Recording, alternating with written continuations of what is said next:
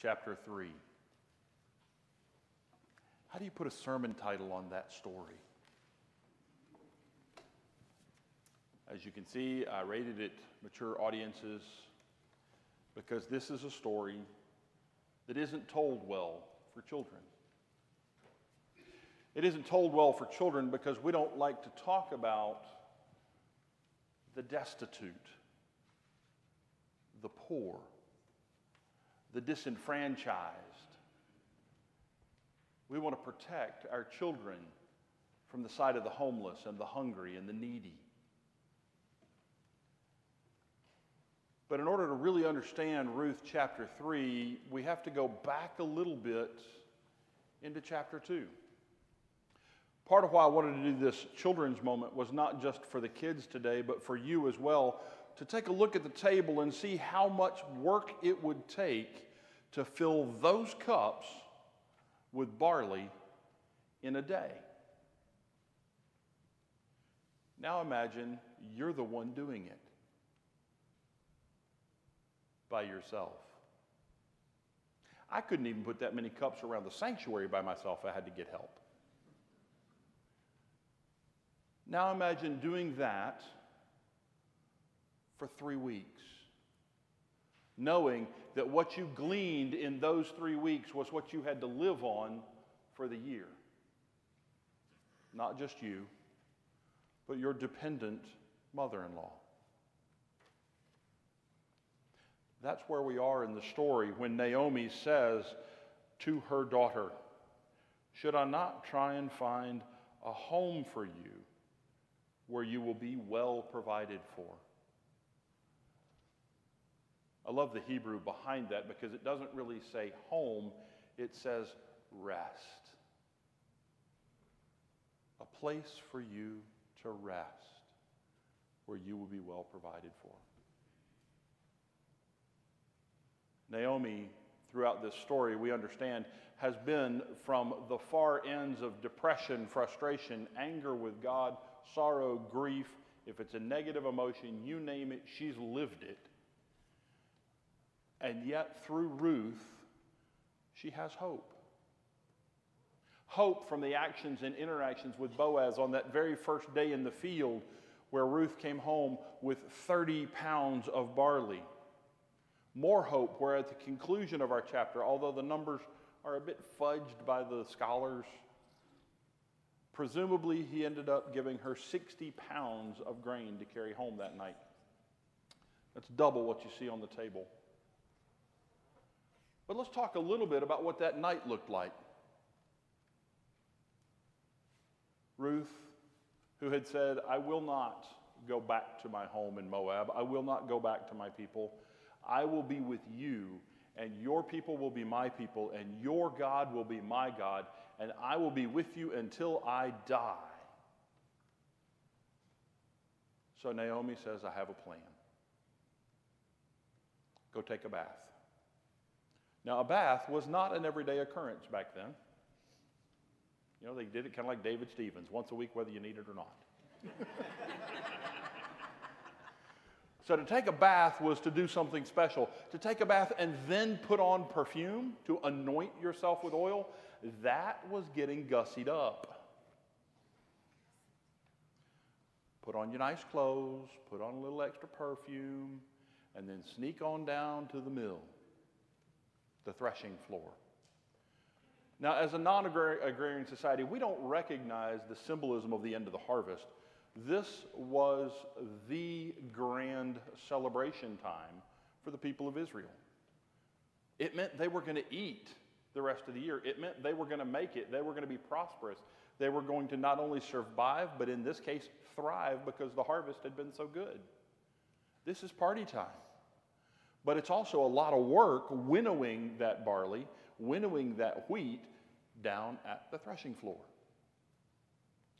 Now, you may wonder a little bit about the timing of this. If you've ever been out in the heat of the day, you know in the middle of the afternoon, even here in Georgia, sometimes it's just hot, and the air is still and stagnant. You know how you love that cool breeze that comes in the evening? Well, that cool breeze was an important part of the winnowing process. You take the barley, you throw it up in the air, the cool breeze blows the chaff away, the barley falls to the ground, and that's how you get to the good stuff. So it's at the end of a long day, a long night's work, asleep on the pile, because that's how you secured your crop. He's been eating, he's been drinking, he's well satiated. Some would say he is partied out. And so he's asleep. Up sneaks Ruth, very quietly, unobserved, and she uncovers his feet and lays down. Now, I don't know about you, and I'm probably going to get in trouble for this because I didn't run this one past my wife ahead of time. But when her feet get uncovered at night, she gets fighting mad over covers. And it's the dog that takes them off, not me. I'm innocent. Yeah. Anyway. But he wakes up suddenly in the middle of the night. Now, what startled him? Well, it could have been a weird dream. It could have been the fact that he sensed somebody at his feet. Maybe his feet were just cold and the breeze came by and woke him up. But he wakes up, there's a woman at his feet, and he says, "Who are you?" She says, "I'm Ruth, your servant. Spread the corner of your garment over me." Now again, if we go back into the Hebrew on this, we get a very different feel for what's happening here, because instead of garment or cloak, or some actually translated as marry me, it's the same word as put your wing of protection over me. Why is wing of protection significant? Because it was in the beginning of chapter 2 that Boaz prays for God's wing of protection to be over Ruth. Ruth is saying, be the answer to your own prayer. Be my guardian redeemer. Be my near kinsman. Be my protector. God's wing. Yes, put it bluntly, folks, this is Ruth proposing to Boaz. Let's get married. There's another line in this. Let me find it. This kindness is greater than that which you showed earlier. You have not run after the younger men, whether rich or poor. Now, this one kind of caught me sideways. I don't know about you. I don't know if you even heard it as we were reading it, but why is this kindness greater than the one shown before? And I realized it's because Ruth has no obligation to the nearer kinsman law. As a young woman, she truly could marry anybody. It doesn't have to be within the line of Elimelech. It doesn't have to be tied to her husband's family, because she's a Moabite. Everybody knows her as a Moabite. So he's seeing this not only as, wow, you picked me, how great and wonderful is that for me, but he's saying this is a greater kindness because not only did you commit yourself to Naomi and to be with her people and her God, but you're committing yourself to me through those same agreements. This is still part of your walk with God, not just your walk for security. I wonder how many of us recognize in our daily quest for security whether we're doing it God's way or the earthly way. That's why it was a greater kindness, because she's doing it God's way. Now, a lot of scholars and a lot of non-scholars want to read scandal into this whole evening's encounter. It's adult material, but there's no scandal here. Boaz says, you're a woman of good character. In the last chapter, we get that Boaz is a man of good character. What we get is a conversation, not a consummation of anything. And so Ruth is instructed, lay back down, leave in the morning. Now, there's a couple possible reasons for that. The one that makes most sense to me is he didn't want her out at night where she could get in trouble. I don't know if any of you have children who go out late at night. I do. In fact, last night, Morgan was on the phone with her boyfriend Kevin, and she had taken the dog for a walk. The dog that I'm speaking of, for those of you that have not met Maggie yet, is just this 1.5-year-old, high energy, 65-pound. What's her breed? Great Pyrenees. Thank you. Great Pyrenees. I'm not sure that Morgan took the dog for a walk as much as the dog took Morgan for a drag. But as she's out walking, the whole time I'm thinking, I hope she's safe. She's got this big ferocious beast you can see from a mile away. She's got her cell phone. She's 21 years old. She's in my neighborhood. Yes, she's safe, but I still worry.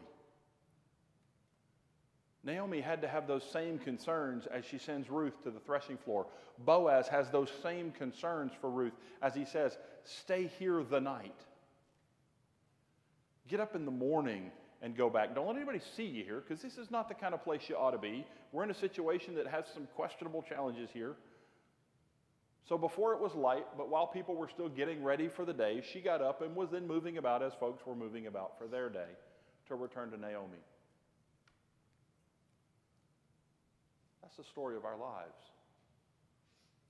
When we're seeking security, sometimes we're doing it all through God's plan, all in accordance with what God wills for our life, with good, upright, moral people. And we find ourselves in situations that could be perceived as questionable. Sometimes we find ourselves in situations that flat out are questionable. And there was no doubt that this is a huge risk for Ruth. Ruth has no certainty in this story.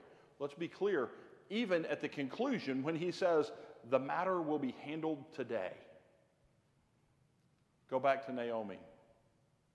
I invite you to think for a minute about what Ruth might be thinking as she gets back to Naomi. Well, I did it. I put on my nice dress. I took a bath, put on perfume, snuck down to the floor, uncovered his feet, scared the heck out of him when he woke up. And I did it. I said, bring me into your family. I took that relationship risk to say, not only is it me you're taking care of, but it's also Naomi. I'm putting myself out there to see what you say. And he said, maybe. He gave me better than a maybe, but it was still a maybe, because the maybe is, yes, he will, but only.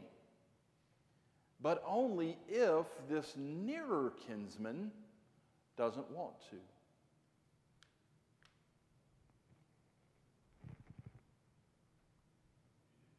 I can't imagine what it would be like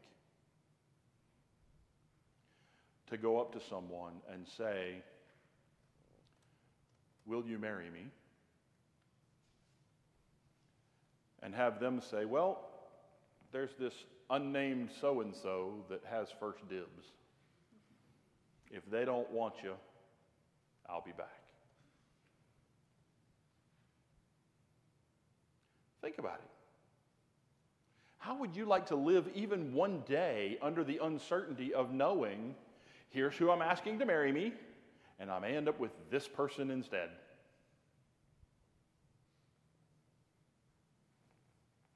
That's the uncertainty Ruth is living in.